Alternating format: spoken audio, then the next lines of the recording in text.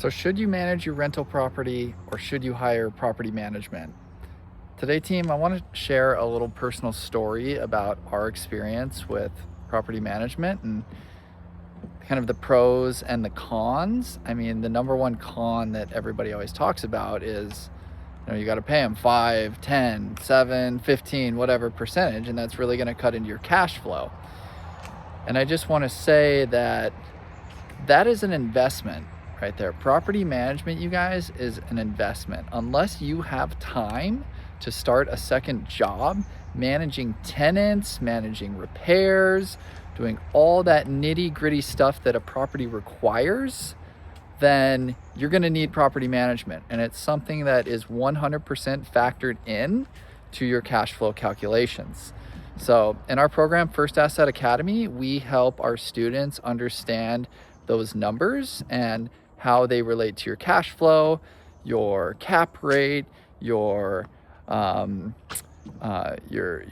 period, all these things, you guys. And I just want to say that property management is absolutely essential.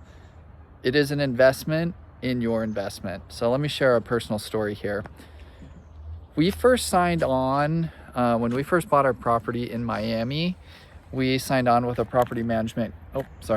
We signed on with a property management company that was a pretty low percentage of the gross monthly rents. They were 5%. And we thought, man, yeah, we're scoring. Our cash flow is going to be super positive. It's going to be fantastic. And honestly, what happened with that company is we went months. We went actually 2 or 3 months without having renters in our units. And we thought, well, isn't this what we're paying people to do? We're paying professionals to rent out our units.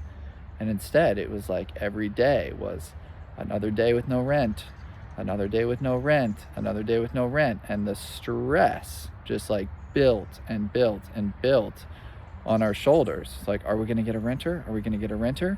And I would text the property manager, hey, have we gotten any interest? Hey, have we gotten any interest?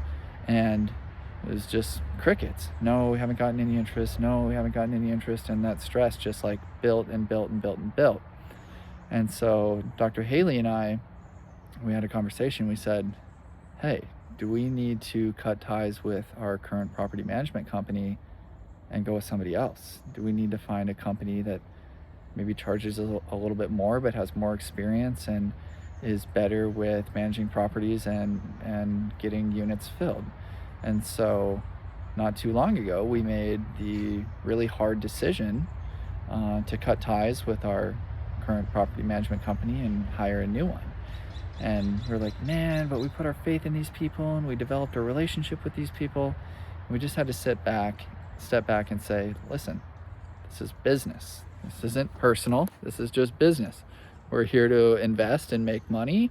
And if we're not investing and making money, then we just got to move on, and we got to move on quickly. So that's what we did.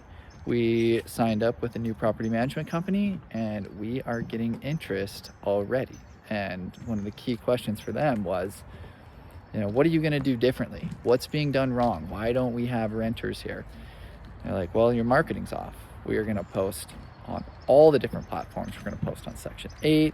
We're going to post on the MLS. We're going to post on Zillow, apartments.com, Craigslist, all these different avenues. And so that's what we did. So I guess it's a pretty basic story, but I just want you to know that when you buy a rental property, good property management is an investment, and it's going to be the reason that you don't have to take on a second job, and it's going to be the reason that your units start to cash flow. So if you want help running these numbers, looking at, okay, what percentage of my rents should be going to property management and how that's going to affect my cash flow, we have an amazing deal calculator that we teach our students how to use inside First Asset Academy. The link is in the description.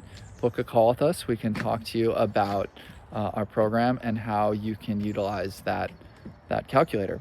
We also have an amazing connection now with an amazing property management company.